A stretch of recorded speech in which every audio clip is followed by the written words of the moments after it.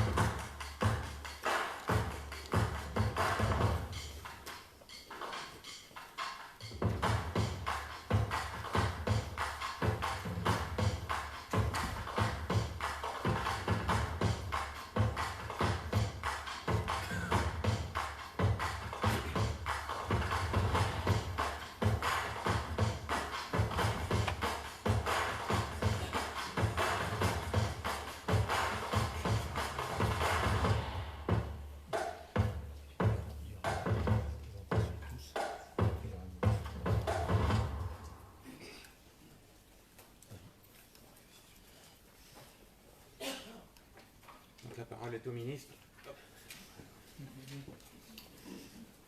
Bonjour à toutes et à tous. Je suis très heureux de vous saluer pour ce colloque le plus important. Le titre du colloque, Mettre le numérique au service de la reconnaissance des compétences et de l'employabilité de chacun, est un programme en soi, parce que c'est évidemment un sujet fondamental dans notre société. Et donc je voulais saluer tous les acteurs présents, les acteurs du monde de l'entreprise, les acteurs du numérique et bien sûr les acteurs du monde politique et les acteurs de l'éducation nationale. Je voudrais d'abord saluer Roland Lescure, président de la commission des affaires économiques de l'Assemblée nationale. Je voudrais aussi saluer Olivier Véran, député lui aussi, rapporteur général de la commission des affaires sociales, ainsi que Jean-Marc Mériot, qui est le directeur du numérique dans notre ministère, ainsi que Mathias Dufour, bien sûr, président de Le Plus Important, à l'origine de cet événement que nous saluons fortement. Nous voulons, vous le savez, au ministère de l'Éducation nationale, passer à une nouvelle étape du numérique dans notre existence. Il va de soi que les différentes révolutions numériques ont un impact à la fois sur la forme de notre enseignement et sur les contenus de nos enseignements, et que nous devons être à l'avant-garde de ce qui se passe dans le monde sur un tel sujet. Je ne vais pas vous résumer tout ce que nous faisons sur cette question, mais vous le savez, il y a l'enjeu de la systématisation, de l'apprentissage de la programmation dès l'école primaire, se poursuivant au collège, ce qui signifie toute une série d'avancées, non seulement sur les compétences numériques elles-mêmes, mais des compétences numériques profondes et pas superficielles, mais aussi sur l'éthique du numérique, mais aussi plus généralement sur la capacité logique qu'il y a derrière la compétence numérique. Et j'insiste très souvent sur cela. En apprenant la programmation à nos élèves, on apprend quelque chose qui finalement est cousin de la grammaire de phrase et qui tous se rattache à un enjeu de logique. Or la logique, c'est une des choses fondamentales que nous devons transmettre à nos élèves avec la culture. Il y a donc des enjeux techniques, il y a des enjeux cognitifs, et puis il y a des enjeux éthiques derrière ce développement de l'enseignement numérique dans notre système scolaire. Nous allons aussi avoir de très grands progrès l'an prochain avec l'apparition d'un nouvel enseignement de spécialité, véritablement une nouvelle discipline dans le système scolaire. Cette nouvelle discipline, elle est soulignée par le fait que nous créons un CAPES informatique, ce qui est une façon évidemment de faire rentrer le numérique par la voie royale dans notre système d'enseignement, et ce sera suivi dans quelques années par la création d'une agrégation du numérique. Cette création est un signal, et elle se traduit immédiatement aussi par le fait, vous le savez, qu'avec cet enseignement de spécialité nouveau au lycée, intitulé Numérique et sciences informatiques, eh bien, nous avons une véritable innovation qui va être une réalité dès la rentrée prochaine, avec des milliers de lycéens et de lycéennes qui vont ainsi se spécialiser dans ce domaine, qui probablement feront des carrières du numérique. Vous pouvez d'ores et déjà voir les nouveaux manuels qui sont sortis, et pour la classe de seconde où c'est un enseignement commun, et pour la classe de première où c'est un enseignement de spécialité. Nous aurons des élèves donc qui vont pouvoir se diriger vers de l'excellence numérique, et nous voulons aussi que, ce faisant, une culture numérique avec tout ce que ça comporte, y compris sur le plan déontologique, eh bien, se développe. Donc il y a évidemment en termes de compétences, ce qui est votre thème aujourd'hui, beaucoup à dire. Vous allez en débattre, ces débats évidemment nous intéressent pour faire progresser notre système scolaire, et donc je vous remercie pour un tel événement, et nous y accorderons évidemment beaucoup d'attention. Très bon débat à vous tous.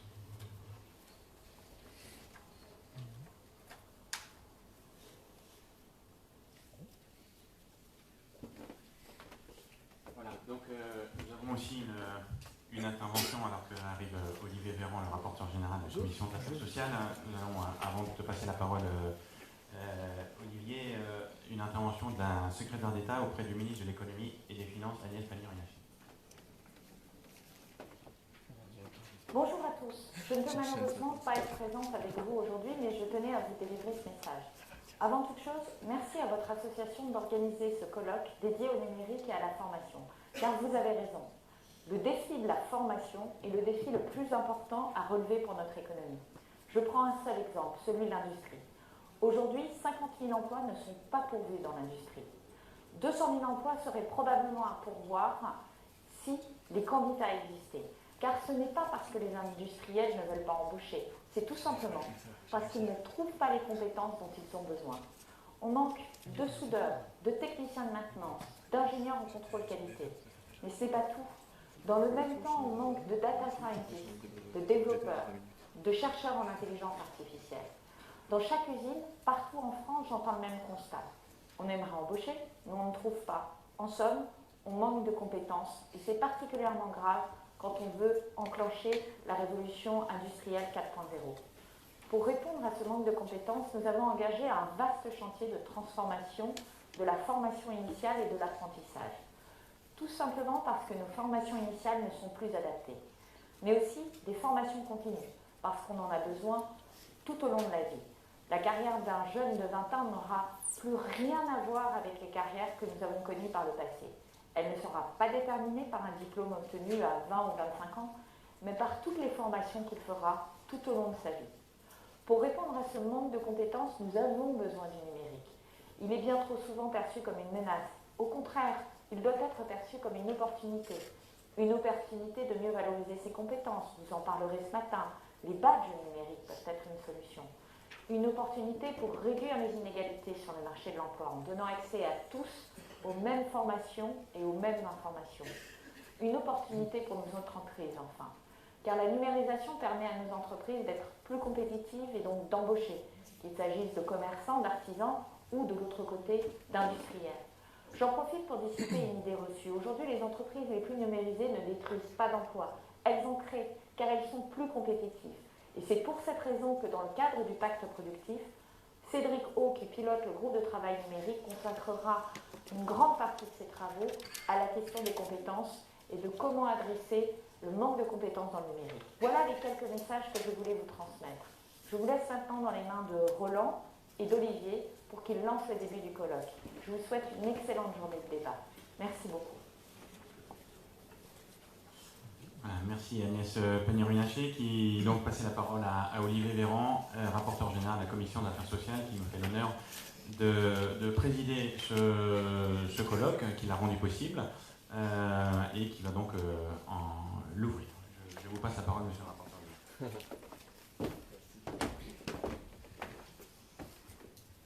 Tu es trop modeste, Mathias. Il y a une personne qui l'a rendu possible, c'est toi. Je me souviens d'un soir, ça devait être du côté de Chamonix, il y a quelques mois, il y a bientôt un an, où tu m'as dit « j'ai envie de faire quelque chose pour mon pays, j'ai envie de faire quelque chose pour la jeunesse. En termes de formation professionnelle, on n'est pas assez bon.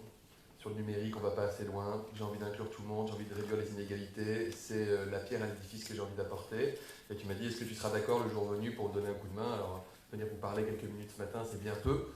C'est bien peu de choses. C'est pas un honneur, c'est un plaisir pour moi. Pas un honneur pour vous, c'est un honneur pour moi et un plaisir pour moi que d'être avec vous pour ouvrir ce colloque. Et j'espère, et je suis sûr que ça ne s'arrêtera pas à ce stade et qu'on aura une collaboration, une coopération bien plus efficace dans les mois et les années à venir. Mesdames et messieurs, bonjour.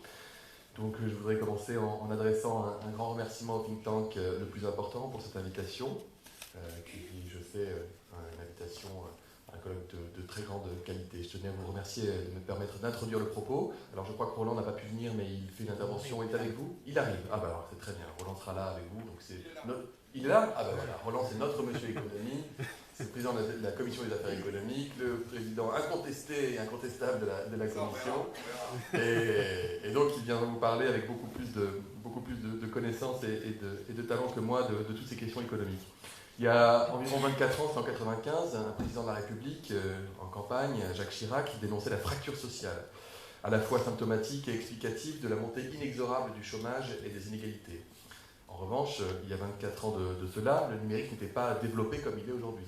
Quand on regarde un peu en arrière, les filières industrielles n'étaient pas irriguées par l'innovation et n'étaient pas traversées par le numérique comme il est aujourd'hui. Pourtant, je suis fils d'ingénieur, mon père construisait des bécanes pour Bulle dans la région de Grenoble à l'époque. Il me disait, tu verras un jour les ordinateurs, il y en aura dans tous les foyers, on ne pourra plus rien faire sans les ordinateurs. Puis nous, on le regardait avec nos yeux d'enfant en disant, mais de quoi il nous parle, qu'est-ce que c'est que le numérique? Et puis finalement, en quelques années, en 2 décennies à peine, le numérique est devenu absolument omniprésent.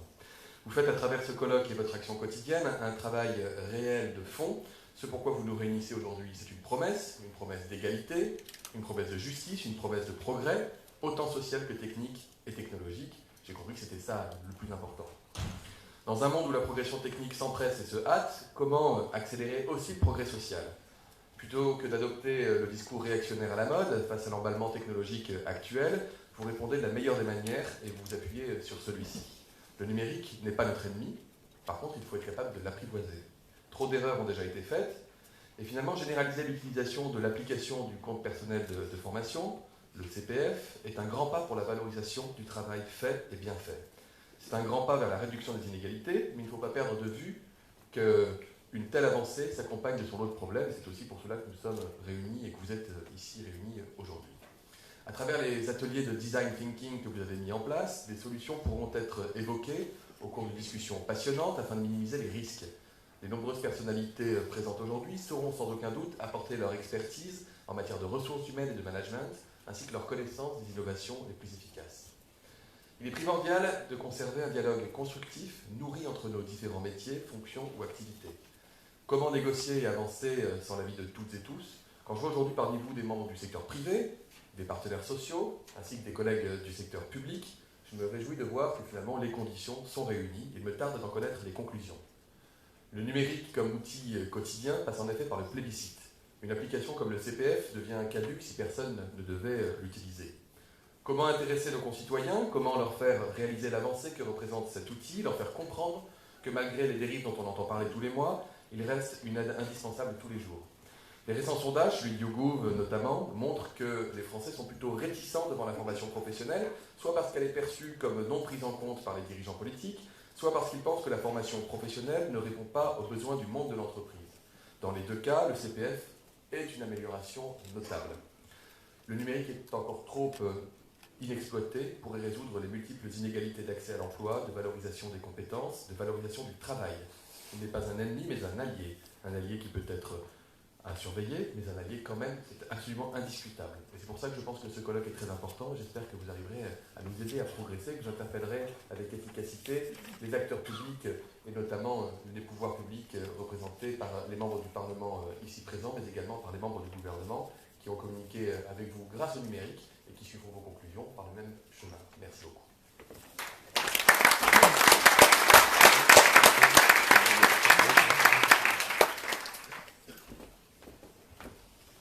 Merci beaucoup, monsieur le rapporteur général. Je passe désormais la parole à Roland Lescure, président de la commission des affaires économiques, qui nous fait l'honneur d'introduire ce colloque et de le présider. Merci beaucoup, monsieur le président. Bonjour à tous et à toutes, et merci à vous en fait.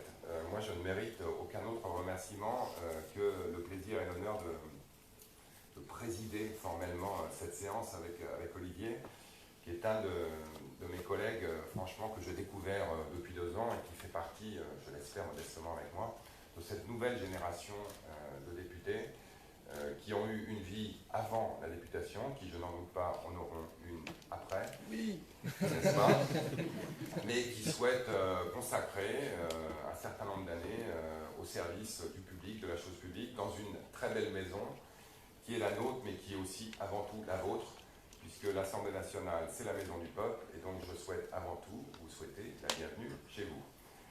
Remercier Mathias Dufour, qui a l'air très serein aujourd'hui, mais qui a littéralement sué du sang et des larmes pendant des semaines pour s'assurer que ce colloque soit un vrai succès. À assez tôt, Olivier et moi, de coparrainer ce colloque. Il a aussi convaincu les ministres. Je n'étais pas là pour assister à leurs vidéos, mais je les avais eues avant, donc je les ai regardés également, d'être parmi vous virtuellement. Et on est très heureux de pouvoir ici vous avoir et être avec vous pour évoquer ce sujet essentiel. On est aujourd'hui évidemment dans une révolution qui n'a rien à envier à l'invention de l'imprimerie, à l'invention de l'ordinateur, mais elle s'accélère et l'intelligence artificielle évidemment est un tournant dans ce tournant qui je pense nous amène beaucoup plus haut et beaucoup plus vite.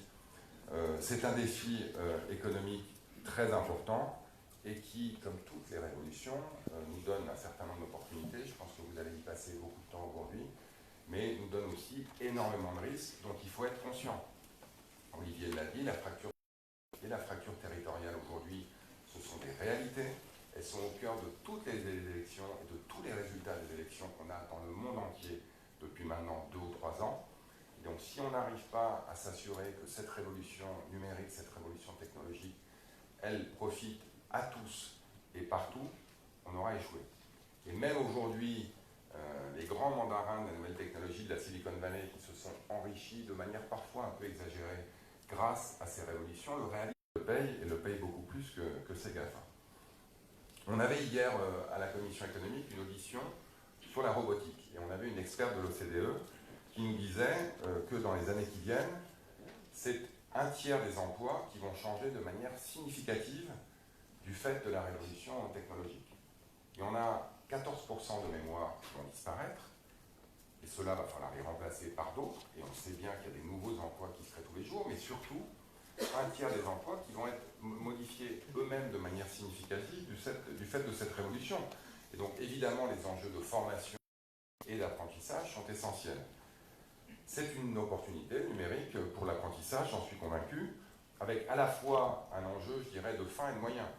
Il faut qu'on forme davantage de nos concitoyens, y compris ceux qui aujourd'hui sont peu éduqués, au numérique, de manière à ce qu'ils participent à cette révolution, je dirais, de manière directe. Il y a aujourd'hui 80 000 emplois dans le numérique en France qui ne sont pas remplis, et c'est des emplois qui ne sont pas que des emplois d'achat. Aussi, le numérique, c'est un moyen. C'est un moyen parce que apprendre par et avec le numérique, évidemment, peut permettre de rejoindre des populations qui aujourd'hui n'y ont pas accès. Et donc c'est essentiel d'intégrer ça dans nos parcours de formation. Aujourd'hui, la formation à distance, la capacité à apprendre de manière plus efficace avec le numérique est un élément essentiel. On a eu le ministre de l'Éducation nationale tout à l'heure en vidéo. Aujourd'hui, il y a énormément d'initiatives qui se font à côté de l'Éducation nationale qui permettent de donner accès à des jeunes, à des formations numériques ou à des formations en numérique auxquelles les reconnaître est incapable de donner accès. Et donc il faut aussi repenser évidemment nos modèles éducationnels et être capable d'intégrer cette nouvelle forme d'apprentissage qui existe. Le numérique, ça permet de rendre l'apprentissage accessible à tous. La fracture sociale, aujourd'hui, elle est en partie résorbée par le fait que dans ces écoles numériques, on n'est plus dans une logique traditionnelle où dites-moi ce que vous avez fait comme ça. Et de ce point de vue-là, évidemment, il faut saluer ces initiatives et les accompagner. Donc le numérique, c'est une opportunité exceptionnelle pour l'apprentissage. C'est aussi une opportunité exceptionnelle pour développer l'employabilité des gens qui sont aujourd'hui exclus du marché du travail. Une part essentielle de notre campagne, j'en suis convaincu pour Olivier et pour moi, c'est une des raisons essentielles pour lesquelles on s'est investi, c'est qu'en France, il y a, les économistes parlent de modèle insider-outsider, des gens qui sont dans le système et qui ont un des meilleurs systèmes de formation, de protection sociale et d'emploi et de retraite du monde, et des gens qui en sont exclus, en partie du fait de l'exclusion au niveau de l'école, on a beaucoup travaillé là-dessus, mais il en reste encore, et une partie évidemment du fait de l'exclusion à la formation tout au long de la vie. Et le numérique évidemment permet d'avoir une flexibilité en termes d'horaire, en termes d'organisation, de responsabiliser davantage les acteurs, qui permet de réintégrer des gens dans le système de formation qui aujourd'hui, grâce au numérique, on a aujourd'hui un vrai défi, qui est que l'ascenseur social, il n'est pas en panne, mais il n'avance pas très vite.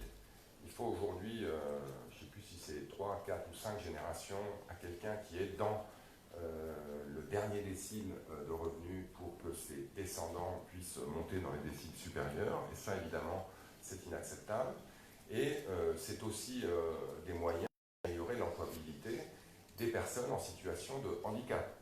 Moi, j'ai visité une entreprise dans le Rhône qui fait, dans sa raison d'être, dans sa mission, de l'emploi des personnes en situation de handicap, un véritable objectif stratégique. Et évidemment, la robotique, le numérique fait que c'est plus facile aujourd'hui d'employer des gens qui ont des difficultés physiques dans ce type d'emploi. Alors, il ne faut pas être totalement naïf, notamment dans la reproduction de biais traditionnels qui existent aujourd'hui, notamment, ce n'est pas le cas dans cette salle et je m'en félicite, mais les enjeux d'égalité femmes-hommes. L'intelligence artificielle, qu'est-ce que c'est? C'est essentiellement mettre dans une énorme machine toutes les données qu'on a sur ce qui s'est passé dans le passé et essayer d'en inférer ce qui va se passer dans l'avenir. Si vous ne connaissez pas des biais traditionnels qui existent, biais vis-à-vis par exemple, des situations de handicap, biais vis-à-vis des femmes, vous risquez de vous retrouver avec un beau modèle qui vous donne exactement le résultat contre lequel vous aimeriez vous battre. Donc, par exemple, les cabinets de recrutement qui utilisent de plus en plus l'intelligence artificielle doivent intégrer ces enjeux dans leur processus. Alors aujourd'hui, je pense que vous êtes évidemment au cœur de tout ce que je viens de partager avec vous, puisque vous cherchez donc d'une certaine manière, bravo à vous, de traiter ces sujets aujourd'hui, et je suis très heureux, je le répète, qu'on puisse le faire ici, Olivier et moi, dans la maison du peuple. Et donc je ne vais pas être beaucoup plus long, si ce n'est conclure sur le fait qu'on est au cœur d'une révolution aujourd'hui, que comme toutes les révolutions, heureusement pour l'heure, elle est pacifique, mais comme toutes les révolutions, elle suscite des peurs, elle suscite des espoirs, et pour que les espoirs l'emportent sur la peur, il faut que des gens comme vous, des gens comme nous, du secteur privé, du secteur public, en France et à l'international, s'en saisissent de manière à s'assurer qu'on prenne le bon chemin. Vous nous y aidez, donc merci encore, bonne journée et à très bientôt.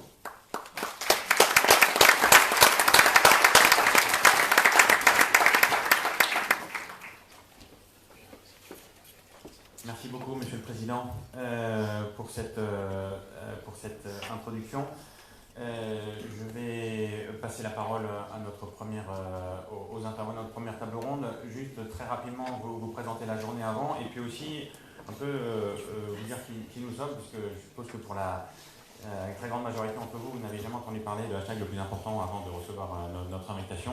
Donc, comme l'a dit Olivier Véran, notre hashtag le plus important, c'est une initiative citoyenne qui est née de la prise de conscience que la fracture territoriale, la fracture sociale dont parlait Roland Lescure, traverse tous les pays développés, sont durables, sont nourries par des tendances de fond et qu'elles peuvent menacer potentiellement la cohésion sociale de notre pays, ce qui est, de notre point de vue, le plus important, au moins autant que l'urgence climatique. Et que face à ça, nous ne sommes pas désarmés, nous avons des moyens d'action et notamment l'investissement dans les compétences, dans les capacités de tous nos concitoyens pour, entre guillemets, permettre à la France d'en bas de raccrocher le train de la France d'en haut. Et ce combat pour l'employabilité, c'est le nôtre que nous menons à la fois en faisant des propositions concrètes de politique publique et pour les acteurs privés. C'est typiquement ce que nous faisons dans le cadre de ce colloque. Et puis aussi, ce qui est plus original pour un think tank, nous avons un réseau de professionnels qui consacrent du temps bénévolement pour aider des projets de terrain qui concrètement aident les jeunes à réussir à l'école, à éviter les crochages scolaires, les jeunes à s'insérer sur le marché du travail, pour aider ces projets à grandir et à démultiplier leur impact social sans attendre la mobilisation des pouvoirs publics. Alors pourquoi est-ce que nous avons choisi ce thème de mettre le numérique au service de la reconnaissance des compétences et de l'employabilité de chacun? Parce que nous pensons qu'il y a une opportunité extraordinaire dans le numérique pour améliorer la reconnaissance des compétences des gens peu qualifiés. Dans un pays où le diplôme a une importance déterminante, non seulement sur l'entrée d'un carrière, mais sur tout le parcours professionnel, et que les gens qui manquent de diplôme et qui développent des compétences ont du mal à les faire reconnaître, et que le numérique offre des solutions totalement innovantes, et c'est potentiellement un game changer. Ça va d'ailleurs être l'objet de la première table ronde. Il y a beaucoup là on parle en fait des badges numériques, il y a beaucoup d'initiatives publiques et privées pour porter ces badges numériques, mais il manque un peu un cadre national pour porter ces badges à l'échelle nationale, et donc ça va être l'enjeu de la première table ronde. Il ne peut pas y avoir de développement des badges et plus globalement de ces outils numériques sans une implication directe et massive des entreprises. Et nous sommes convaincus que c'est dans leur intérêt propre, c'est dans l'intérêt de leurs salariés, mais c'est aussi dans l'intérêt des entreprises d'utiliser ces outils numériques. Et donc ça va être l'enjeu de la deuxième table ronde, de voir comment les engager à intégrer la reconnaissance des compétences dans leur processus RH pour favoriser l'employabilité, les mobilités, les transitions professionnelles. Souvent en France, on a tendance à avoir une perspective un peu trop centrée sur nous-mêmes. Or, à l'évidence, les tendances dont nous parlons sont internationales. C'est pour ça qu'il nous a semblé important d'apporter spécifiquement des perspectives internationales dans ce colloque. C'est la raison pour laquelle nous avons fait appel à une experte de l'OCDE ainsi qu'à Glenda Quintini et puis à Gilles Babinet, qui est champion de la France pour le numérique auprès de la Commission européenne, pour apporter ces perspectives internationales. Ensuite, l'après-midi sera consacré au CPF, car notre conviction, c'est que le CPF peut être un outil absolument extraordinaire pour tous nos concitoyens, non seulement en matière de formation, mais plus largement d'orientation professionnelle. Et donc, nous aurons deux tables rondes à ce sujet. Je précise que nous avons en parallèle, en ce moment, dans une autre salle de l'Assemblée, un atelier de design thinking qui est en train de se dérouler avec plusieurs dizaines de participants. On a pris des usagers finaux du CPF. Il y a des agriculteurs, des jeunes de banlieue, des personnes en recherche d'emploi. Enfin, on a pris un panel le plus large possible qui réfléchissent en direct à des solutions qui sortent un peu de l'ordinaire sur comment est-ce que faire en sorte que le CPF réponde à leurs besoins. Voilà, on a choisi de partir des besoins. Comment faire en sorte que le CPF soit le plus utile possible pour l'orientation professionnelle de tout le monde. Voilà, j'en ai terminé. Je vais passer la parole à Fabienne Chiche et Aurélie Vandevel qui vont animer la première table ronde. Merci à tous.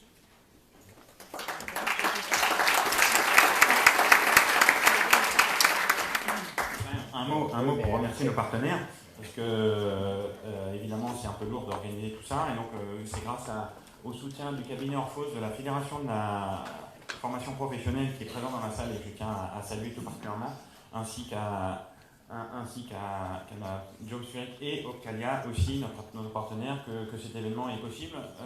Et de manière générale, nous cherchons à nous développer, nous sommes 280. Tous bénévoles, nous avons plein d'actions à mener. C'est le 8e colloque national que nous organisons. Nous travaillons sur plein d'autres thèmes. Là, notamment dans le cadre du pacte productif, nous travaillons sur comment diversifier l'accès aux talents dans la tech et rendre la tech plus inclusive. Et donc, nous sommes aussi en recherche de partenariats pour nous aider à grandir. Merci à vous.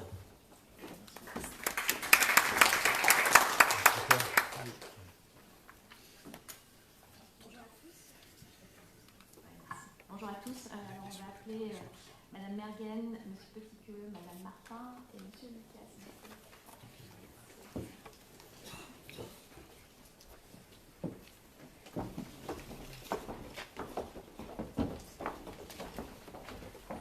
Le temps que les speakers s'installent, donc vous avez un tweet hashtag pour aujourd'hui, c'est Tech for Skills.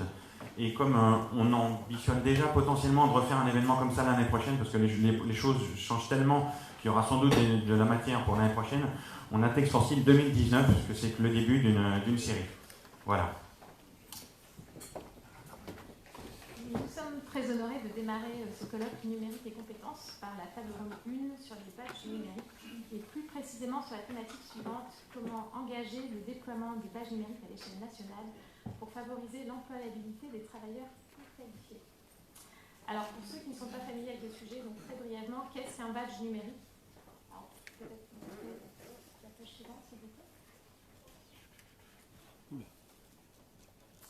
Alors, donc c'est un dispositif numérique qui est présenté sous forme d'icône ou de macaron et qui est une représentation visuelle de l'acquisition des connaissances, des compétences formelles et informelles, des savoir-faire et des savoir-être.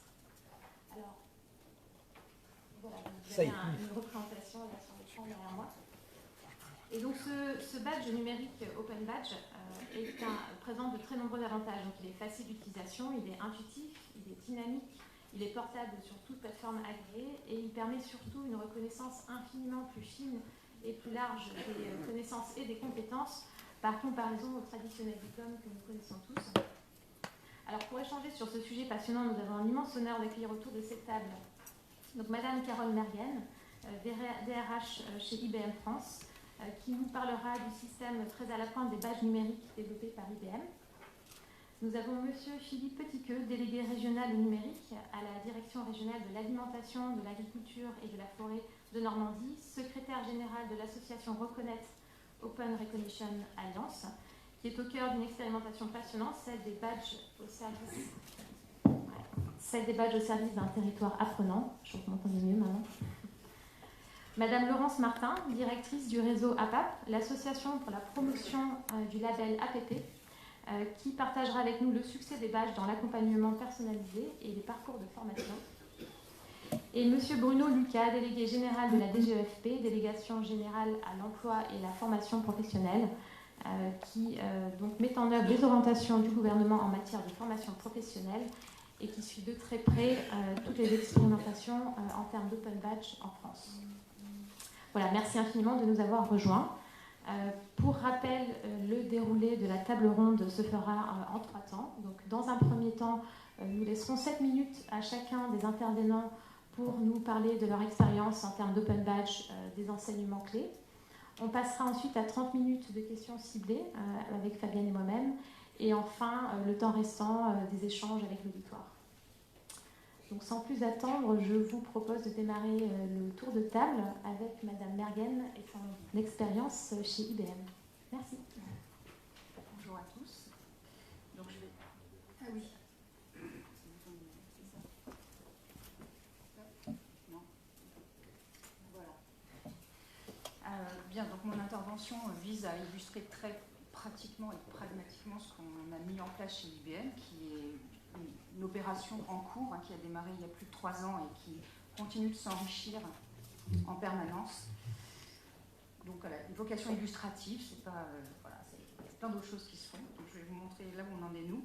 Donc en ce qui nous concerne, un badge numérique, c'est quoi? C'est une attestation de forme. C'est l'équivalent d'une attestation de formation ou de certification sous forme numérique et digitale. C'est une appropriation par l'individu de sa compétence, parce qu'en fait, finalement, le salarié est l'utilisateur final du badge, donc de sa compétence. Et c'est aussi un signifiant, parce que ça montre, et ça démontre, ça rend visible la capacité et l'envie d'acquérir des compétences en permanence tout au long de sa vie professionnelle. Où est-ce qu'on en est aujourd'hui?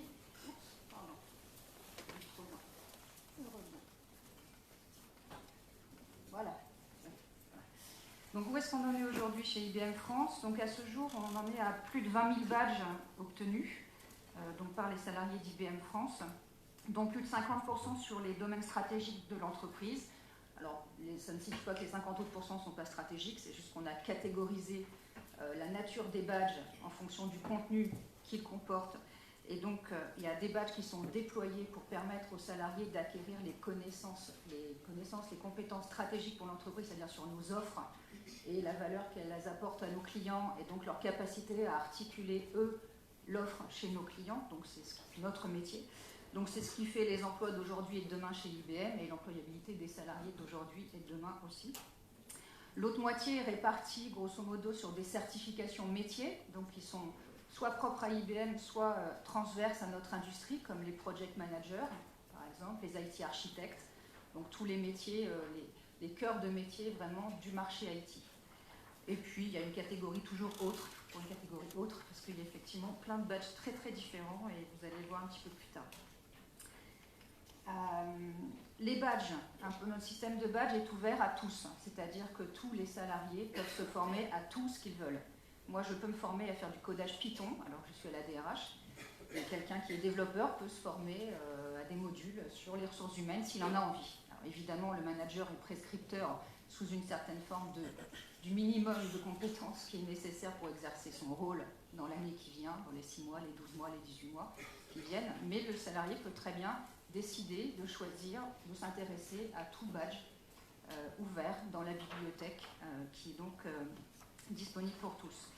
Il y a différents niveaux de badge, c'est-à-dire qu'en fait, on va de la sensibilisation jusqu'à la certification métier, d'accord? Donc ça, c'est la certification reconnue par une profession, dans IBM et en dehors, en passant par la connaissance et la compétence. On fait un léger distinguo. Voilà, je peux me former, moi, à la blockchain si j'ai envie. Bien évidemment, je vais me former au tout premier niveau de blockchain, savoir en parler 3 minutes. Et puis ensuite, si j'ai envie d'approfondir, je vais aller dans des différents niveaux, voilà, en fonction de l'utilité que j'en ai. Un exemple très concret qu'on a mis en œuvre il y a 3 ans, quand je dirigeais le recrutement d'IBM France, c'est qu'on a créé un badge pour nos apprentis et stagiaires, où on a rassemblé finalement l'ensemble des connaissances socles qu'on estimait nécessaires et suffisantes, en tout cas à la sortie d'un stage ou d'un apprentissage chez IBM.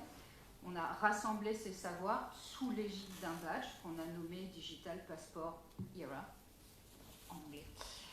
Et puis on l'a mis à disposition finalement du monde entier. Donc toutes les personnes d'IBM dans le monde, un peu moins de 400 000, pouvaient décider de s'intéresser à ce badge. Et ce qui était intéressant, c'est qu'il était demandé par nos étudiants et il a été décroché en premier lieu dans d'autres pays en fait que la France. Donc c'est un retour d'expérience comme d'autres. Mais ça fait appel à un point de conclusion que j'évoquerai après. Voilà, donc un badge, il peut aussi accompagner, voilà, il peut aussi accompagner un changement profond dans un métier. Voilà. Il peut accompagner un changement profond dans un métier et il valorise la progression en fait à chaque étape. Là, c'est l'exemple. Je prends mon propre exemple pour être RGPD, d'accord, compatible. Je consens à la divulgation de mes données. Donc, j'ai mis sur les slides mes données. Donc, par exemple, pour la filière DRH, le métier DRH, nous avons déployé en fait tout un cursus de formation qui permet à la fonction RH de se transformer de la façon dont elle doit se transformer dans notre domaine, dans notre secteur. Et ce badge donc, peut être obtenu en suivant les différents modules que vous voyez en bas d'écran, qui sont les différents sujets des ressources humaines. Ça va des relations sociales à la gestion des ressources, en passant par le recrutement, le développement du leadership, etc. etc. Voilà. Le badge il est délivré via une plateforme partagée extérieure qui s'appelle Acclaim, d'accord. Donc je peux rendre visible mon badge.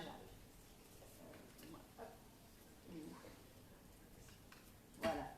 Je peux rendre visible mon badge en quelques clics à l'intérieur de l'entreprise comme à l'extérieur.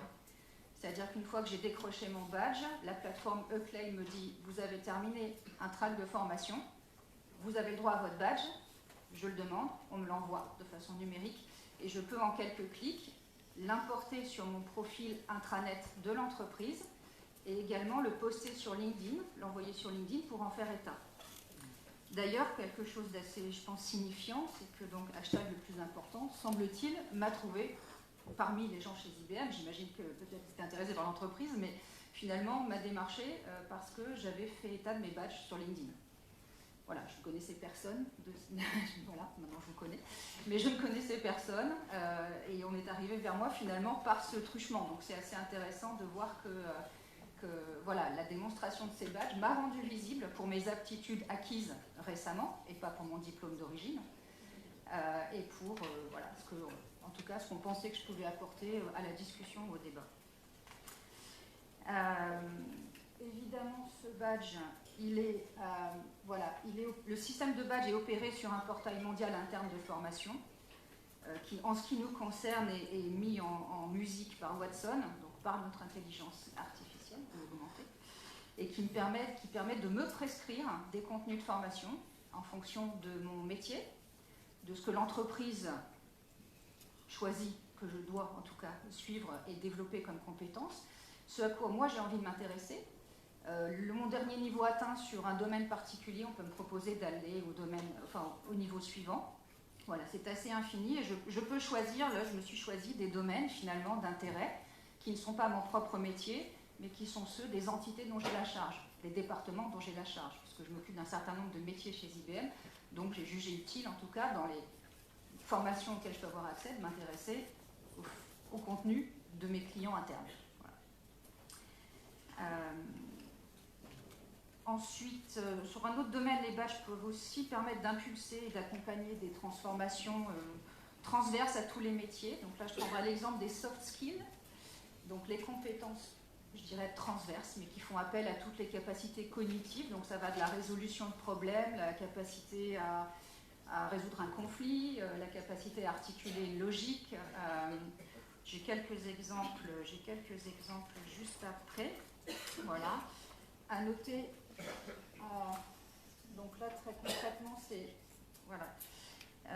Ce sont les modules qui sont, une partie des modules qui sont disponibles, et vous voyez que c'est avec Skillsoft, qui est donc un partenaire externe. Donc on a co-construit et on met à disposition du contenu de formation qui n'est pas que le nôtre, mais qui est aussi fourni par d'autres partenaires de notre écosystème. Voilà, je vais assez vite. Et sur un dernier point qui n'est pas anodin, c'est que le système de badge permet aussi d'impulser des politiques d'entreprise sur des sujets que, en tout cas dans notre domaine, on estime essentiels. Et là, je mentionnerai l'inclusion. Donc IBM déploie tout un programme mondial, et depuis des années, très renforcé depuis déjà plusieurs années, sur l'inclusion. Et donc vous pouvez décrocher un badge. Vous voyez, il n'y a pas que les badges certification métier, qui s'appelle Be Equal Ambassador. Donc c'est un badge dans lequel qu'on va obtenir en acquérant du savoir théorique, de la mise en œuvre concrète, des feedbacks, c'est-à-dire la personne qui obtient le badge, pour l'obtenir, doit par exemple avoir fait des retours sur des personnes qu'elle a vu démontrer des capacités d'inclusion, faire des feedbacks positifs, à la fois faire du give back, ce qu'on appelle, donc c'est redonner à sa communauté métier ou d'entité dans ce domaine-là, donc animer des choses. Voilà, il y a des quiz intelligence pour montrer que les connaissances, tout ce qui est à l'intérieur d'un badge revêt des actions de développement et pas uniquement de formation au sens franco-français comme on peut l'avoir entendu jusqu'à encore récemment. C'est des actions de développement multiples, multicanaux et multiples. D'accord, c'est à la fois faire bénéficier de ces connaissances à d'autres personnes, l'inverse. Voilà, des actions de mise en œuvre, du savoir théorique, des quiz intelligents, etc. Voilà, je crois que j'ai dépassé mes 7 minutes, donc merci beaucoup. Merci.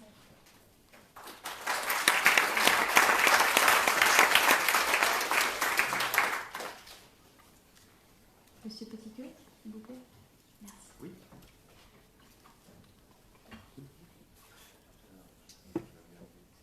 Oui. Je vais regarder l'écran qui est là. J'appuie sur le bouton, voilà. Donc, bonjour à tous et à toutes. Philippe Petitqueux, je suis donc délégué régional au numérique pour l'enseignement agricole, un petit enseignement, au sein donc du ministère de l'Agriculture, et je travaille en Normandie essentiellement, et j'ai un projet aussi au niveau national d'accompagnement aux usages du numérique. Mon autre casquette, c'est animateur de Badgeon la Normandie, qui est un projet qui a démarré officiellement en avril 2017, que je vais vous présenter. Je participe également à un projet européen qui s'appelle MIRVA, autour du potentiel des open badges, notamment pour valoriser les reconnaissances informelles, et également secrétaire général, vous l'avez dit tout à l'heure, de l'association Reconnaître, Open Recognition Alliance, qui est une association qui a été créée l'année dernière, qui vise à fédérer les projets autour des open badges et de la reconnaissance. Donc je vais m'exprimer plutôt sur le projet Badgeon la Normandie, mais sinon tout ce que je dirai sont des éléments qui ont je m'exprimerai au nom du collectif Badgeon la Normandie et aussi l'association Reconnaître. Alors, j'appuie sur le petit bouton. Donc les différentes casquettes sont représentées par les logos. Si vous voulez en savoir plus sur moi, il y a un petit QR code où justement je me présente sous forme de badge numérique, ça vous intéresse. Je vais présenter donc le territoire apprenant de Badgeon la Normandie. Badgeon la Normandie aujourd'hui, c'est qui? C'est l'enseignement agricole public-privé et puis la profession agricole qui sont les membres fondateurs de ce projet. Nous avons lancé un appel à manifestation d'intérêt en 2017 et nous avons rapidement travaillé avec de nombreux partenaires qui nous ont rejoints, dont le CIBC, le Dôme qui est un Fab Lab, l'éducation populaire, le réseau Canopé, les APP, bien entendu, l'éducation populaire en général, et récemment l'AFPA. Donc des partenaires vraiment multiples qui se sont retrouvés autour de ce projet qui vise à expérimenter les badges numériques et leur potentiel autour de 4 axes qu'on a définis ensemble, autour de la personne, encrochage, estime de soi et capacité d'agir, autour de l'emploi, employabilité, insertion professionnelle, autour du territoire, dans l'idée d'identifier des compétences émergentes, et puis autour du numérique, la question de l'inclusion numérique, de pouvoir utiliser ces outils pour sa formation tout au long de la vie. Donc un projet structuré. Donc nos buts communs, c'est la reconnaissance des apprentissages formels et informels, de mettre sur un pied d'égalité les apprentissages formels et informels et de travailler sur ce continuum formel-informel, de ne pas les séparer. L'autre but, c'est de soutenir grâce à ces outils la formation tout au long de la vie et donner la capacité d'agir aux apprenants que nous sommes tous avec ces outils. Aux apprenants et aux communautés, c'est important. Nous avons, je ne vais pas toutes les citer, mais défini un ensemble d'actions qui structurent notre projet. Donc de développer une culture, hein, c'est-à-dire nous acculturer tous sur notre territoire, sur l'Open Badge, donc ça passe par des actions de formation entre nous, des temps d'échange, une méthodologie, une conception partagée Open Badge, une documentation, la réflexion partagée autour de nouveaux services pour les Open Badge, parce qu'on en a peu parlé, mais aujourd'hui l'essentiel des usages consiste à afficher ce Open Badge sur les réseaux sociaux ou sur des CV numériques. Je me dépêche que j'ai que 7 minutes. Et pour illustrer nos propos et être en accord avec nous-mêmes, nous utilisons des badges au sein du réseau. Pour rejoindre notre réseau Badge Joint Normandie, il suffit de faire une demande du badge acteur. On accède à ce badge par l'intermédiaire d'un formulaire de demande qui est ensuite validé collectivement.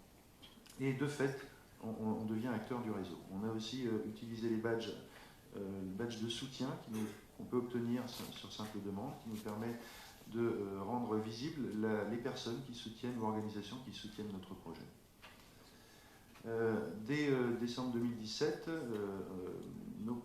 certains de nos partenaires sur la Normandie se sont engagés dans un projet FEDER autour de la réflexion du développement de services utiles pour l'orientation et la formation. Dans l'idée de ce que je vous ai dit tout à l'heure, c'est-à-dire de réfléchir à d'autres usages que simplement l'affichage. Les badges, ce ne sont pas que pour les personnes, ce sont aussi pour les organisations. Et là, on a un projet qui nous a été particulièrement heureux de contribuer à l'initiative du Conseil régional de Normandie, la volonté de créer un label de numérique pour les CFA. Et nous avons proposé de le réfléchir plutôt sous forme de badge qui permettent d'illustrer la progression que peuvent faire les CFA dans leur transition numérique. La force de ce projet, c'est que les badges ont été co-créés par les CFA eux-mêmes, ainsi que leurs critères de validation, et c'est une validation par les pairs. Donc ça a vraiment été un premier exemple très intéressant de ce que les badges permettent de mettre en œuvre au niveau ici d'une communauté, d'une communauté de pratique, et d'organisations qui ont décidé de se reconnaître entre elles, de se valider entre elles, et d'avancer ensemble, tout en étant concurrentes, hein, pour certaines. Donc vous pourrez en savoir plus sur le site de la région Normandie, label CFA numérique, ça continue. Nous avons des projets, des partenaires très impliqués, notamment le Dôme. Le Dôme, c'est un Fab Lab, un Living Lab, ça fait partie de ces tiers-lieux qui ont tout de suite vu dans les Open Badges un potentiel énorme, justement, pour permettre de valoriser tout ce que leur public apprenne dans ces tiers-lieux. Et donc, ils ont été très moteurs en Normandie, et d'ailleurs sont très moteurs au niveau national désormais, et ont été les premiers à vraiment structurer leur démarche Open Badge.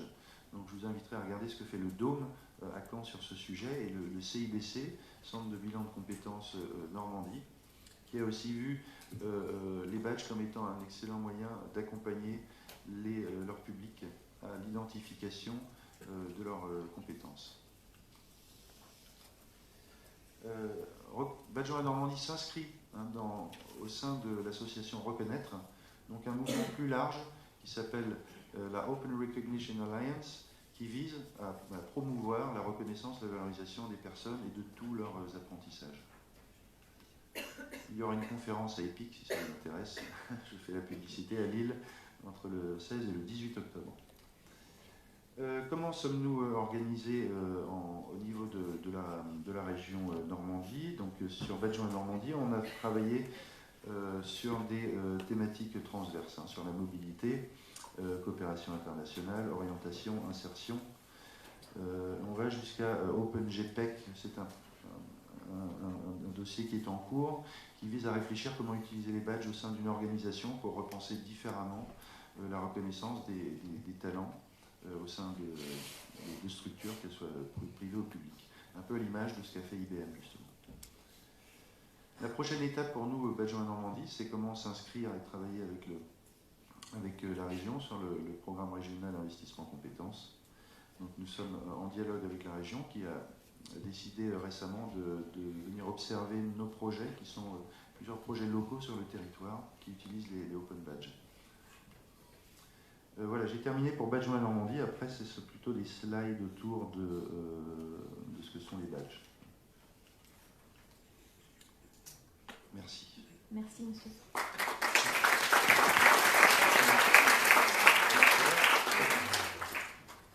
Madame Martin, s'il vous plaît. Merci.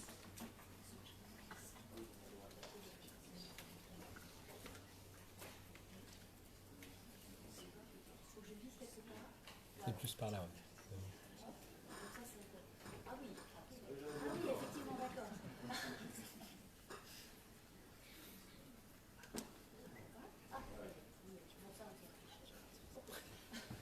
Donc, bonjour à toutes et à tous. Déjà vous remercier pour l'invitation à intervenir lors de cette journée qui, au-delà de l'approche du numérique, se consacre également à des éléments un peu plus concrets d'accompagnement des personnes dans leur parcours. Et du coup, dans le défi des 7 minutes que l'on doit relever, vous présenter les projets qui sont portés par le réseau des APP. Ce premier slide, juste pour vous rappeler d'où je vous parle. Donc, je dirige l'association de promotion du label APP, sachant que le réseau est très diversifié. Ce sont en fait des organismes qui partagent une démarche pédagogique. Donc de fait, on est dans un paysage beaucoup plus large qu'une fédération. On a des organismes de formation qui viennent de divers horizons, des organismes de formation, des CFA, des mairies, des GRETA, des associations, des SCOP, etc. Ces organismes, donc actuellement, on a 121 organismes labellisés APP, ça représente 200 points d'accueil à travers la France. Et finalement, qu'est-ce qu'ils partagent? C'est une démarche qui permet à chacun, dans tout parcours de formation relativement classique, de profiter de cet acte de formation pour identifier, valider et valoriser les acquis d'apprentissage, les compétences et les aptitudes qu'on mobilise dans toute situation.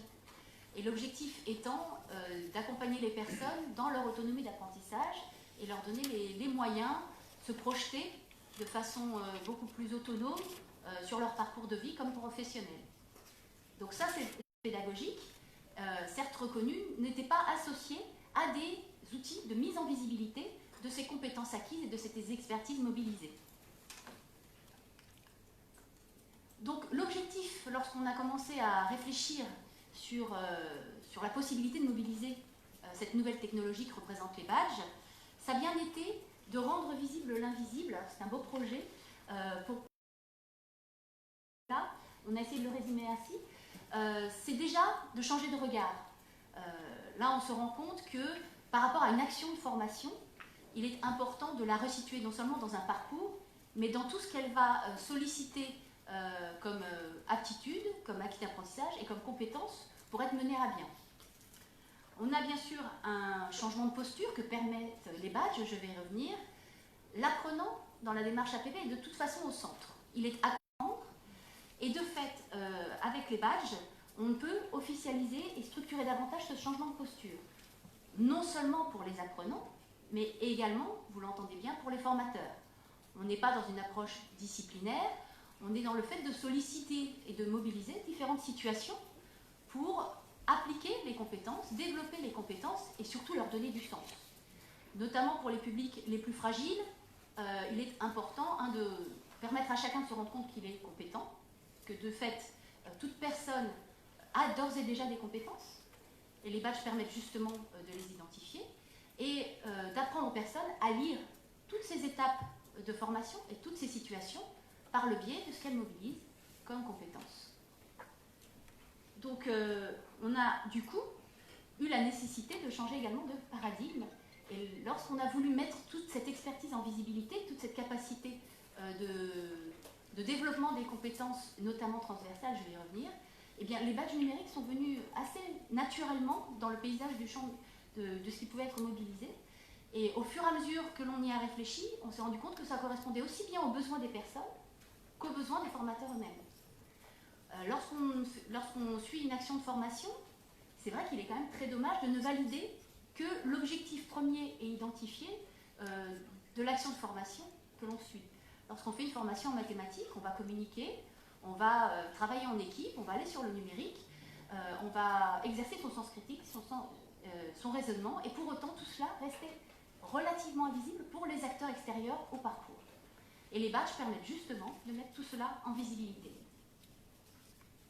Donc du coup, si on reprend le parcours d'une personne lorsqu'elle est en formation, et si on veut transformer cette action de formation en opportunité d'identification des compétences mobilisées, on va se passer tout d'abord par l'action dans laquelle la personne va se trouver, l'action de formation, la mise en situation, et de fait, on va se rendre compte que la personne, via cette action, va mobiliser des compétences. Et on va lui donner l'opportunité, et on va l'accompagner pour être en capacité d'identifier les différentes compétences, les différents acquis d'apprentissage et les différentes aptitudes mobilisées. Ce qui est intéressant, c'est que du coup, on va retomber sur les fondamentaux des besoins en formation, que sont les compétences clés, mais également les compétences évoquées. Or, la difficulté qu'on rencontre très pragmatiquement dans cette approche, c'est bien de prendre le temps d'observer ce que j'ai pu acquérir comme compétence ou mobiliser comme compétence. Donc, dans la méthode que l'on a associée au badge, on a formalisé ce temps de distanciation, ce temps de réflexivité en se disant finalement, lorsque j'agis, quelles sont les compétences que j'ai mobilisées, quelles sont les compétences qui m'ont peut-être manqué, ce que les badges permettent. Et c'est sur l'étape de formalisation que l'on va retrouver les badges. Comme vous l'avez très bien dit, en fait, les badges, c'est une image que l'on va ouvrir et dans laquelle on va justement pouvoir inscrire les différentes preuves qui permettent de montrer que j'ai sollicité cette compétence. Et là encore, dans la démarche APP, ce qui est important pour nous, c'est que ce soit bien l'apprenant qui le fasse, qu'il apprenne justement à prendre du recul par rapport à ses expériences, à les formaliser en termes de compétences et du coup à reprendre confiance en lui. Son parcours de formation à ses différents partenaires, à son conseiller Pôle emploi, aux entreprises qu'il va rencontrer. Et cela va concrétiser son parcours. Donc l'objectif, c'est vraiment, et là on est au cœur également de ce que porte la réforme, d'outiller les personnes dans leur autonomie d'apprentissage et dans leur capacité à se projeter vis-à-vis des compétences acquises dans une situation, au-delà de la seule situation concernée. Donc c'est l'image, mais je vais développer. Qu'est-ce qu'on a voulu faire dans le réseau des APP? Ce qu'on a voulu, c'est identifier les compétences transversales mobilisées. Certes, on mobilise à chaque fois des compétences transversales. La difficulté pour les personnes, c'est d'acquérir ce fil rouge qui est l'ADN de la démarche APP, c'est-à-dire apprendre à apprendre. Or, apprendre à apprendre, c'est un terme générique qui regroupe en fait toute la capacité qu'une personne peut avoir à mobiliser les compétences transversales au-delà du seul contexte dans lequel elle a pu les acquérir et qu'elle puisse raisonner en mode projet grâce à ses compétences acquises. Donc finalement, là on a bien la personne qui nourrit elle-même ses badges, qui le nourrit via des preuves. Je ne vais pas revenir sur le fonctionnement des badges qui a été très très bien présenté, et qui ensuite, une fois qu'elle aura nourri ses badges, elle ira voir son formateur référent. Donc c'est aussi une opportunité de dialogue, une opportunité d'échange, de façon à voir si les preuves inscrites dans le badge vont suffire ou non. APP, là on a résumé les 2 grandes familles de badges qui sont portées par la plateforme Apprenant Agile. On a à la fois des badges qui vont valider l'acquisition de cette autonomie d'apprentissage et un badge plus spécifique sur apprendre à apprendre. Sur les badges concernant justement les compétences transversales, on va passer par l'ensemble des situations d'apprentissage que la personne va rencontrer, non seulement en APP, mais également dans son parcours de vie. Et on va avoir 3, alors j'aime pas le terme niveau, j'en ai pas trouvé d'autres, vous m'en excuserez, on a 3 niveaux de badge. On a le premier badge, qui va permettre à la personne d'acter le fait qu'elle va se lancer dans une démarche d'identification de ses compétences.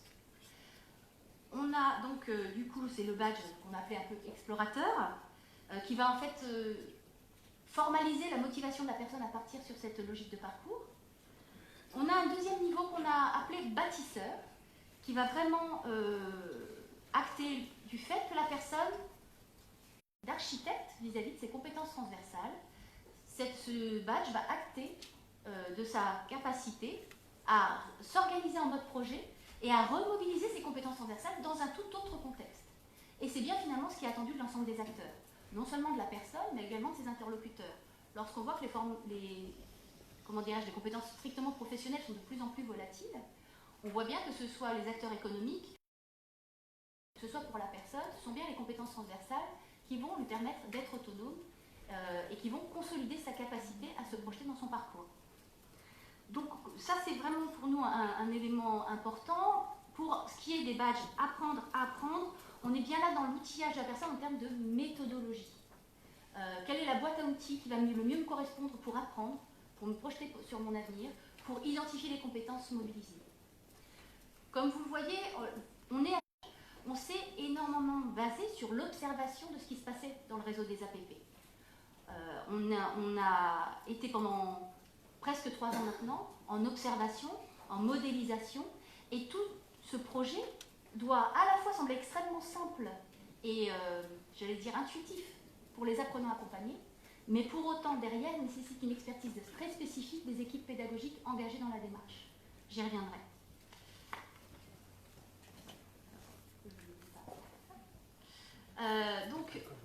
Actuellement, très concrètement, pour aboutir à cet essaimage de cette possibilité de badger ses compétences en APP, il a fallu que l'ensemble du réseau des APP se mobilise et que les formateurs du réseau soient accompagnés dans leur appropriation de la plateforme de badge. Parce que là, on parle des badges, il faut vraiment avoir conscience qu'au-delà de la facilité qu'ils semblent retranscrire, il y a toute une construction derrière, il y a tout un accompagnement derrière des professionnels, qui eux-mêmes d'ailleurs ont accès à un badge en tant que valorisateur des compétences une fois cette formation suivie.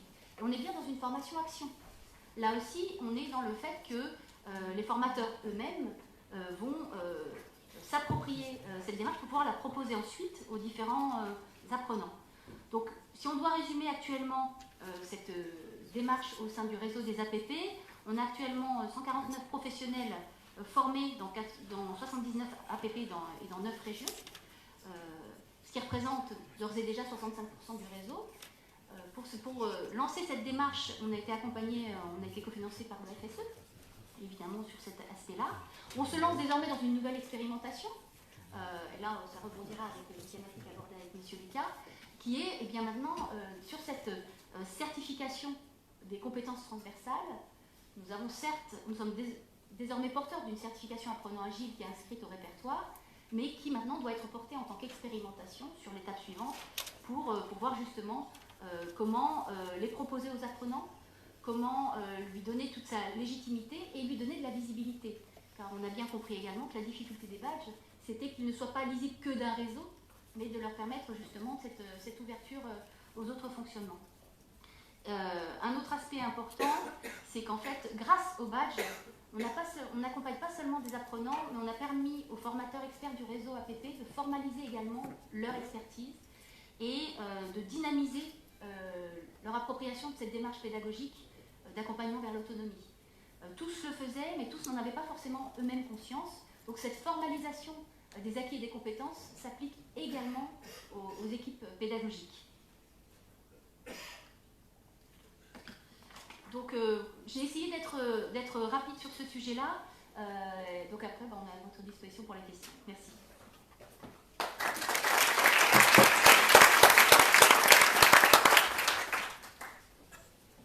Alors, on va laisser la parole à Bruno Lucas. Bonjour à tous, merci pour l'invitation s'agissant de partager et d'échanger sur un mouvement qui paraît à tous égards prometteur. Peut-être pour vous donner, partager et ouvrir la conversation sur la perspective qui peut être celle du ministère du Travail sur cette tendance, je pense qu'il est important de revenir sur les questions que nous avons à traiter collectivement. Je pense qu'elles ont été indiquées tout à l'heure et par les ministres et par les parlementaires, et c'est vraiment en partant des questions qu'on a à résoudre, tous ensemble, toutes les parties prenantes, qu'on peut, je pense, explorer toutes les possibilités du mouvement dont nous parlons aujourd'hui. Je pense que le premier élément à repartager, je pense qu'il est très important et il est très lié à la période que nous traversons, c'est ce paradoxe, cette tension qui est difficile à comprendre entre la persistance d'un chômage massif, notamment pour les chômeurs de longue durée, et des besoins de recrutement qui sont extrêmement forts dans les entreprises et qui sont parfois sur le chemin critique de leur développement économique. Je pense que c'est vraiment une caractéristique de la période, c'est une caractéristique qui est très aiguë depuis, je dirais, 3 ans et qui, je crois, aujourd'hui conduit à une réflexion très forte dans les entreprises, du côté des pouvoirs publics et de l'ensemble des acteurs pour trouver des solutions pour sortir de cette tension, dont je voudrais dire que c'est une tension positive. Parce que dans le fond, on est dans une période où toute une série de questions qui sont posées à notre société depuis de nombreuses années peuvent peut-être trouver des solutions dans une logique où tout le monde peut y gagner. Où dans le fond, on peut revisiter la séparation entre des questions qui peuvent paraître des questions purement d'exclusion, des questions sociales, et de l'autre côté des questions économiques, en se disant que revisiter le regard qu'on a sur l'ensemble des actifs et notamment de ceux qui sont le plus éloignés de l'emploi, c'est aussi les regarder, et Laurence Martin l'a bien dit tout à l'heure, comme des ressources potentielles pour l'entreprise. C'est d'avoir une vision des choses qui ne soit pas uniquement dans le vocabulaire de l'insertion, mais qui soit aussi dans le vocabulaire de l'inclusion qui a été employé tout à l'heure. Et regarder finalement chacune des personnes comme un potentiel pour notre pays, pour notre collectivité, pour notre entreprise, et pas simplement comme quelqu'un qui doit être sorti de la difficulté.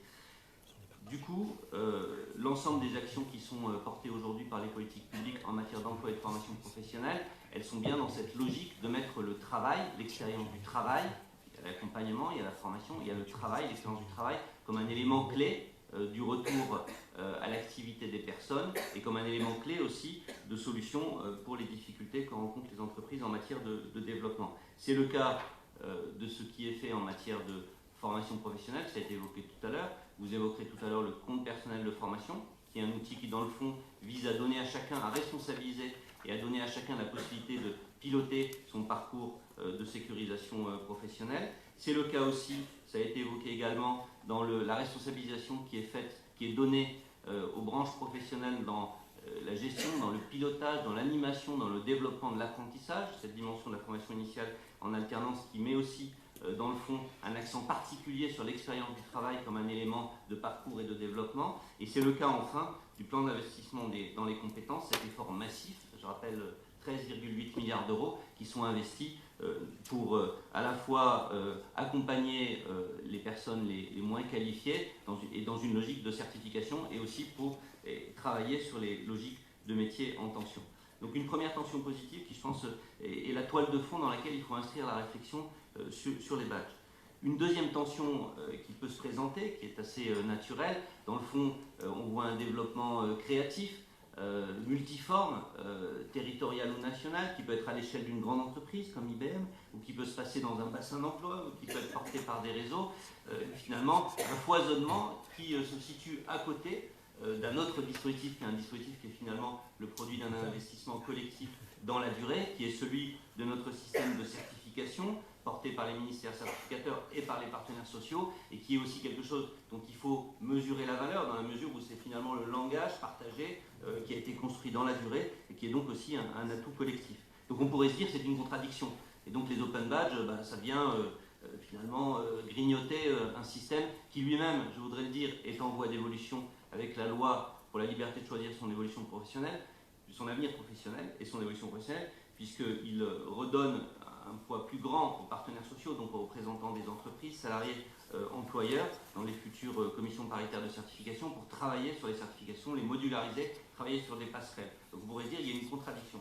Nous, pour le ministère du Travail, nous considérons que c'est aussi une tension positive et nous considérons que dans le fond, cette politique publique ou cette politique nationale en matière de certification, elle peut peut-être voir à travers le mouvement des Open Badges des germes, des ferments pour des évolutions futures qui pourront être intégrées demain dans la politique publique, qui commence à l'être. Je pense que ça a été présenté très bien par Laurence Martin, comme finalement des éléments de R&D sur la manière dont on peut revisiter notre système national de certification, de diplômes et de titres, et notamment professionnels.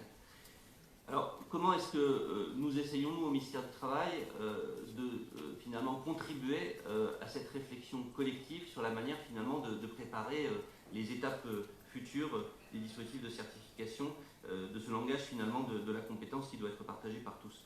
Eh bien, j'ai évoqué le plan investissement en compétences. C'est évidemment d'abord un effort massif pour, finalement, prendre à la racine ce sujet de la compétence, de l'absence de qualification, notamment s'agissant des demandeurs d'emploi et des personnes les plus éloignées de l'emploi. C'est aussi un effort de réflexion, d'invitation à l'innovation, d'invitation à l'expérimentation, qui est porté par un certain nombre d'appels à projets, donc qui sont à côté des grands pactes qui sont conclus avec les conseils régionaux dans le cadre du plan d'investissement en compétences, et notamment l'appel à projet 100% inclusion, donc, qui est un appel à projet qui vise finalement à ouvrir la réflexion sur la manière dont on peut construire de nouveaux parcours d'accompagnement. Et je pense qu'on a eu un témoignage intéressant de cette réflexion, de ce type de réflexion juste à l'instant, pour finalement essayer de capter, de cristalliser, de capitaliser de nouvelles manières de faire. Et un des éléments évidemment de ces parcours d'accompagnement nouveaux, expérimentaux, où on se donne le droit, la possibilité d'expérimenter, c'est évidemment la réflexion sur la manière dont on certifie les compétences, dont on partage cette certification. Et ce qu'on constate, c'est que nous avons aujourd'hui deux vagues de cet appel à projet qui ont été lancées, une première vague de 6 lauréats et une deuxième vague de 14 lauréats qui est en cours de conventionnement. Et ce qui est très intéressant, c'est qu'il y a presque la moitié des lauréats qui mettent la question des badges, de cette manière de reconnaître les compétences, comme un élément clé de leur réflexion sur ces nouveaux modes d'accompagnement. Et donc nous, la posture du coup de la DGEFP, du ministère du Travail, c'est d'être très à l'écoute, dans un moment qui est plutôt un moment de réflexion, de ce que vont être les enseignements et les questions qui surgiront de ces expérimentations, pour justement voir comment demain, ce qui est aujourd'hui multiforme, qui est dans la phase d'initiative, peut éventuellement, sans être enrégimenté, sans être régulé, il faut évidemment continuer à laisser la part maximale à la créativité, à l'innovation, mais qu'on puisse peut-être en tirer, c'est un des thèmes, je pense, de la journée, des éléments d'industrialisation, en tout cas d'intégration dans des systèmes plus généraux. Et ce qu'on peut dire aujourd'hui, c'est que les questions qu'on commence à observer, en tout cas les questions qui sont posées par les porteurs de projets, elles tournent autour de deux grandes questions. La première, c'est comment, dans le fond, enrichir, élargir, et c'est vraiment, je crois, très présent dans les interventions de cette table ronde, le langage des compétences dans la relation d'emploi, tant du côté des actifs, des personnes, qu'elles-mêmes enrichir la vision de ce que c'est une compétence pour une personne, c'est aussi lui faire découvrir son potentiel, ce en quoi elle peut contribuer, et peut-être l'engager dans une démarche compétence tout au long de sa vie, qui soit un peu plus facile, s'agissant de personnes qui souvent vivent leur formation initiale comme un moment d'échec, et qui ont donc peut-être parfois du recul vis-à-vis de l'acquisition de compétences. Donc il y a dans la relation d'emploi, il y a du côté des actifs ce premier élément qui est très intéressant, et puis du côté des employeurs et aussi des intermédiaires du marché, du service public de l'emploi notamment, c'est aussi d'avoir une vision plus large, plus fine de l'ensemble des compétences qui sont au cœur de la relation entre les employeurs et les actifs, pour justement mieux travailler à nourrir cette relation d'emploi et à travailler sur les problématiques de recrutement. Il y a un deuxième élément qui est très présent dans la réflexion des porteurs de projets, c'est que dans le fond, avec les badges, on redistribue de manière un peu large et sans frein la capacité à reconnaître, la question de la reconnaissance, les compétences et finalement au plus près, dans des écosystèmes qui sont assez variés, mais au plus près des situations des personnes et des employeurs. Ça peut être le cas à l'échelle d'une grande entreprise, ce que vous indiquiez tout à l'heure, mais ça peut être aussi beaucoup plus local, beaucoup plus localisé. Ça peut être le cas à l'échelle d'une région, comme la Normandie. Et donc on voit bien qu'il y a une réflexion qui s'ouvre sur qu'est-ce que c'est que la reconnaissance, quel est le bon cadre pour cette reconnaissance, quel est le lieu pertinent de l'échange sur ces sujets. Et ce qu'on constate aussi, c'est que travailler sur la compétence et pouvoir, à l'intérieur du badge, porter un certain nombre d'informations riches sur et la personne, et la compétence, et la manière dont elle a acquis les compétences, et la manière dont ça a été reconnu, c'est aussi travailler sur l'ingénierie de formation, sur la nature des parcours, et avoir une vision peut-être plus fine, et donc qui ensuite ouvre des questions opérationnelles intéressantes pour l'ensemble des acteurs qui travaillent sur les parcours de formation, sur la manière dont on peut acquérir la compétence. Donc tout ça pour vous dire que pour nous, à ce stade, les open badges, c'est un élément qui nous paraît vraiment résonner avec un certain nombre de préoccupations qui sont celles des grandes politiques qui sont portées aujourd'hui pour travailler sur ce fil rouge de la compétence, et que nous sommes dans une attention très active à ce que nous pouvons en tirer demain, et en étant tout très ouverts. Je pense qu'il ne faut pas trop vite passer à des logiques de renormer, de dire il faut absolument que... Il faut se donner le temps de la réflexion, de l'ouverture, pour justement pouvoir être à ce niveau de finesse que nous propose finalement cette démarche qui est portée aujourd'hui, et pour pouvoir en tirer ensuite évidemment des conséquences concrètes, opérationnelles, sur le terrain, au niveau des bassins d'emploi, pour cette bataille collective que nous conduisons pour la compétence. Merci infiniment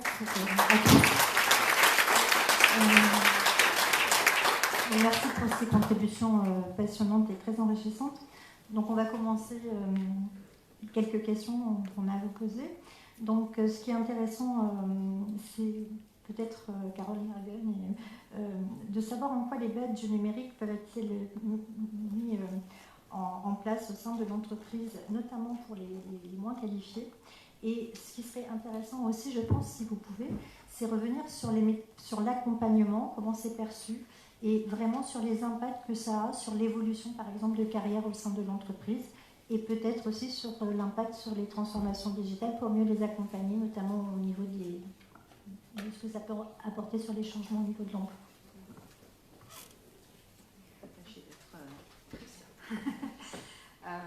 Donc déjà, je pense qu'en guise juste de préambule pour notre industrie, notre domaine, donc l'IT, l'informatique, on estime, en tout cas dans notre secteur, qu'au cours des 3 prochaines années, il y aura besoin de reformer, en tout cas de former 120 millions de travailleurs dans les 10 premières économies mondiales, qui auront besoin d'acquérir de nouvelles compétences en lien avec l'intelligence artificielle ou l'automatisation intelligente. Donc, oui, voilà. Donc, 120 millions dans les 3 prochaines années, c'est un programme de formation d'envergure. Voilà, donc c'est pour ça notamment que IBM, lors du sommet Tech for Good le 15 mai 2019, a annoncé la création d'une plateforme qui s'appelle SkillsBuild, qui typiquement va proposer des contenus de formation numérique, donc fournis par IBM, mais avec des partenaires sélectionnés aussi pour leur expertise pédagogique et leur technologie innovante, donc à destination des demandeurs d'emploi et des publics, en tout cas du secteur de l'inclusion, au sens large. Et donc on a démarré le premier projet pilote en France avec la Fondation Apprentis d'Auteuil, Aurore, Emmaüs France et la Fondation Agir, donc Agir contre l'exclusion, ainsi que l'Institut de l'engagement. Donc la France est le premier pays dans le monde sur ce programme IBM à déployer, donc à lancer cette initiative SkillsBuild. Voilà, il faut la mettre effectivement en parallèle de ces 120 millions des travailleurs dans les 3 prochaines années dans notre secteur. Donc effectivement, chez IBM, on valorise les badges, c'est pour nous une reconnaissance commune et partagée, enfin pour les salariés, pardon, c'est une reconnaissance commune et partagée de leurs valeurs. Alors, dans le côté entreprise, on a parlé de valeurs, côté salarié, peut-être l'employabilité, c'est un peu la même chose, vu exprimé sous deux axes différents, mais c'est bien ça dont il s'agit. Effectivement, c'est qu'il faut qu'il soit pertinent pour la personne individuellement, c'est-à-dire qu'en fait, c'est la logique du design thinking, hein, c'est partir de l'utilisateur final. Donc, plus on sera individuel, plus on prendra en compte les besoins de la personne qui va obtenir le badge et ce qui signifiera pour elle à l'extérieur de son profil, de sa capacité à, de son envie de, plus ce sera pertinent, plus tout système de badge sera pertinent. Donc, pour les travailleurs effectivement peu qualifiés, j'ai parlé de cette initiative. Les prérequis pour les accompagner au mieux. Alors, il y a des prérequis déjà liés à la fracture numérique. Je pense que c'est une évidence et il y a encore du chemin à faire dans ce domaine. Donc, qu'est-ce qu'on peut développer comme plateforme il faut une plateforme qui soit ultra ergonomique, qui soit la plus simple possible. Tout ça, c'est un travail en cours. Je pense que les applications, tout ce qui ne cesse de s'améliorer. Donc, et c'est un chemin qui ne sera jamais terminé. Donc ça, je pense que c'est un critère nécessaire. Et ensuite, maîtriser les badges. Alors maîtriser, je ne sais pas, peut-être pas passer à la maîtrise, je pense à votre échelle de... J'aime beaucoup l'échelle explorateur, bâtisseur, architecte. Effectivement, on ne va pas commencer par maîtriser, c'est déjà faire comprendre que les études, excusez-moi, ne servent qu'à apprendre à apprendre. Et qu'en fait, on commence à apprendre une fois qu'on est dans le monde du travail et on va devoir réapprendre régulièrement et fondamentalement tous les 3 à 5 ans pour rester de toute façon employable et pour pouvoir continuer à travailler sur toute la durée de sa carrière. Donc il y a vraiment un travail de fond culturel. C'est pas parce qu'on a un système mondial et que tout le monde est dans cet élan non plus. Voilà. Donc nous avons une injonction mondiale de nous former à minima 40 heures par an. Donc ça, c'est le socle de base que tout IBMer doit accomplir, 40 heures par an. On peut évidemment le dépasser. Mais ça demande effectivement une appropriation et un changement culturel de fond sur le fait que finalement l'apprentissage ne sera jamais terminé. Voilà. Donc je pense que... Merci. J'ai répondu à vos questions. Tout à fait. Alors, j'ai une question pour la cantonade. Quels sont les obstacles actuellement au déploiement des badges pour les acteurs publics et pour les acteurs privés parce qu'on voit bien tous les avantages des badges pour les citoyens, pour les employeurs. Qu'est-ce qui fait qu'aujourd'hui, tout le monde n'a pas commencé à réfléchir à ce sujet en interne, au sein des entreprises, au sein des associations, au sein des acteurs publics? Je ne suis pas sûr qu'il y ait des obstacles là. D'ailleurs, le foisonnement d'initiatives que vous mettez en valeur aujourd'hui le montre. Et ce que je voudrais dire aussi, c'est que les badges, je pense que c'est des possibilités importantes qui sont ouvertes par le numérique, mais qui rejoignent d'autres tendances, à une vision qui repose plus sur une vision plus granulaire de la compétence, qui finalement est en cours depuis un moment. Et quand on invite les certificateurs à découper en bloc leur titre et diplôme, on est aussi dans cet esprit finalement de s'approcher au plus près de... Donc je pense que la question c'est moins les obstacles que la manière dont ça devient une norme collective et à quelle échelle. C'est un peu la question qu'on se posait tout à l'heure. Ça peut être valable à l'échelle d'une entreprise, ça peut être valable à l'échelle d'un bassin d'emploi, d'un territoire, ça peut être valable à l'échelle nationale. Et je pense que cette question de la reconnaissance et que ce soit finalement une monnaie, entre guillemets, qui soit valable à une certaine échelle, c'est ça, non pas l'obstacle, mais c'est la question à résoudre. Ça ne veut pas dire que l'usage des badges, on considérera que le succès est atteint que quand on est à une échelle nationale. Peut-être qu'il y a des usages qui sont pertinents à des échelles plus restreintes. Et moi, je pense que du coup, la vraie question à se poser aujourd'hui, c'est moins de se dire il faudrait lever tel obstacle législatif ou réglementaire, que de se dire comment est-ce qu'on poursuit la conversation que vous initiez aujourd'hui pour avoir une approche la plus fine, la plus partagée possible de ce que peuvent apporter ces démarches. Et je pense que c'est en étant au plus près des expériences qu'on va se rendre compte de tout ce qu'elles peuvent apporter, qu'on va se rendre compte... Moi, il y a une chose qui m'a toujours beaucoup frappé. On parle de l'obligation de se former, qui est évidemment une nécessité pour les raisons qui étaient rappelées. Des personnes qui acquièrent, et je pense que ça doit être très vrai pour les personnes qui passent par les APP, mais c'est vrai pour les personnes qui acquièrent un CQP dans une entreprise ou qui acquièrent le CLEA. Il y a une espèce de... C'est comme si le monde s'ouvrait quand vous assistez à un jeu, comme si tout d'un coup tout devenait possible. quelque chose qui était quelque chose qui fait peur, devient une possibilité donc je pense que observer de près les initiatives que vous conduisez, celles qui peuvent être portées dans le cadre d'expérimentation que vous faites aujourd'hui, c'est aussi trouver cette énergie qui fera ensuite que les choses se feront. Donc moi, je pense qu'il ne faut pas forcément se poser en effet la question de la maîtrise tout de suite ou des obstacles, mais se demander comment on cristallise toute la valeur des expériences qui sont conduites. Merci beaucoup. Pardon, juste un élément. Quand je disais obstacle, je pensais aussi potentiellement. Je me demandais si, par exemple, au sein des entreprises, il pouvait y avoir une limite technique des systèmes d'information, par exemple, pour implémenter ce genre de système de badge.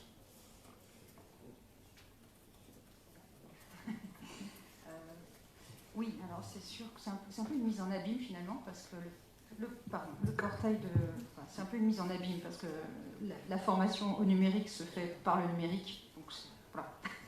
Et effectivement, IBM, ça implique du big data, ça implique de la sécurité, ça implique de la RGPD, ça implique tout un tas de choses, finalement toute la technologie qu'on vend à nos clients aussi. Donc l'intelligence artificielle, puisque Watson est est mis à disposition et le moteur de ce portail de formation interne qui fait donc du prescriptif, etc. Donc effectivement, il y a des investissements technologiques qui sont assez colossaux. Ensuite, il y a la nécessité de produire du contenu. Et donc là, je pense que c'est la notion fondamentale du monde d'aujourd'hui de co-construction. Plus personne ne fera quelque chose tout seul. Et on a beau être IBM, tous les contenus qui sont sur notre portail de formation interne ne sont pas produits par nous. On importe, on travaille avec d'autres acteurs, comme Skillsoft, sur la partie des soft skills. Donc je pense que co-construction et puis un investissement, effectivement, une plateforme, donc une infrastructure, du traitement de la donnée, de la sécurité, de la RGPD, tout ça pour faire effectivement tourner. Donc nous, comme c'est notre métier, effectivement, c'est probablement que ça a facilité énormément le déploiement de ce dont on bénéficie aujourd'hui. Merci beaucoup. Selon vous, donc c'est une question qui s'adresse à chacun d'entre vous. Quelles sont, selon vous, les initiatives à prendre alors notamment pour les pouvoirs publics ou pour les entreprises, pour favoriser le déploiement des badges et pour coordonner au mieux toutes ces actions publiques et privées liées à la promotion des badges, en fait? Oui. Je pense, sans me répéter, je pense que, je le redis, il y a un premier élément, et ce que vous faites aujourd'hui, et ce colloque est très important de ce point de vue, c'est de cristalliser un certain nombre d'enseignements. Après, il y a des lieux naturels pour que cette conversation se poursuive. Il y a évidemment les instances qui existent, je pense à France Compétences, je pense qui sont des lieux où cet échange peut naturellement se dérouler, puisque c'est le lieu où les différentes parties prenantes, les conseils régionaux, les partenaires sociaux, l'État, travaillent naturellement sur ces sujets. C'est aussi le lieu où on travaille sur les certifications. Je pense que vous évoquerez tout à l'heure le CPF. Je pense que le CPF il va aussi ouvrir du côté de l'offre de formation toute une réflexion sur... donc je pense que là aussi c'est un lieu qui peut être irrigué, de tout ce qui est en train de se capitaliser, qui est partagé aujourd'hui. Donc moi je pense que la bonne manière d'avancer, c'est ça, c'est que dans tous les lieux où ces questions doivent s'évoquer, ces questions de compétences doivent s'évoquer, de voir comment on peut acclimater le sujet des badges et en effet traiter les sujets techniques qui se posent ensuite. Si on pense au CPF, on y reviendra, il y aura des sujets... je vois les choses de manière assez décentralisée. Juste pour rebondir par rapport à cet aspect-là, ça fait le lien un peu entre les deux premières questions. C'est que du côté des porteurs de badges, il y a aussi une logique de décloisonnement. C'est-à-dire non seulement au sein de nos structures respectives, mais comme vous l'avez très bien vu avec Badgeons la Normandie ou l'association Reconnaître, on est aussi dans une logique de communauté de pratique, mais aussi d'expérimentation. Et c'est là aussi qu'il faut être, je ne vais pas dire prudent, expérimental. Donc si on force trop les choses, on va finalement les freiner. Il faut que chacun s'approprie justement la démarche et les différentes communautés qui sont justement porteuses de ces réflexions partagées sont aussi là pour nourrir et cristalliser, un peu organiser le débat par rapport à cette approche globale des badges. Et comme via les 3 exemples que nous on a pu reprendre, les approches sont extrêmement diversifiées.